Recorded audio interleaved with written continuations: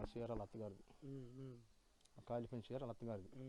ఆ అమ్మాయి పంజాబ్ డ్రెస్ వేసుకొని ఆమెకి పంజాబ్ డ్రెస్ మీద కాన్ రావట్లా, బాగా ఉడిగిపోయింది. నాకు నెత్తి మొత్తం కాలిపోయి మన గడ్డం వస్తుండడు ఆ రకంగా వచ్చేసి కళ్ళు గిల్లు బొబ్బలు వచ్చేసి నిండా ఎడబడిపోయింది. అంతలో 10 నిమిషాలు ఏమంటున్నా డిపార్ట్మెంట్లో వచ్చారు. డిపార్ట్మెంట్ వస్తే వాళ్ళు కారులో బాగా కారు ఉంటే ఆ కారు వాళ్ళందరూ తీసుకొని ఇంకా 6 కిలో 1 తీసుకెళ్తే ఆమె కారు ఎక్కంది.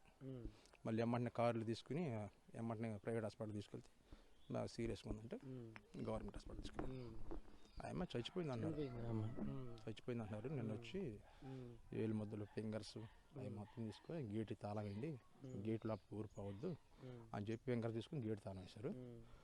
ఆ బొడ్డోడు కూడా ఇప్పుడు ఫస్ట్ అమ్మాయి అంటలా, ఫస్ట్ అమ్మాయి పిల్లడు కూడా కొద్దిగా బాగానే కాలిందంట. ఆ అబ్బాయి కూడా గుంటూరు హాస్పిటల్ ఉంటాడు. ఏంటండి బొడ్డోడి పేరా రోహిత్.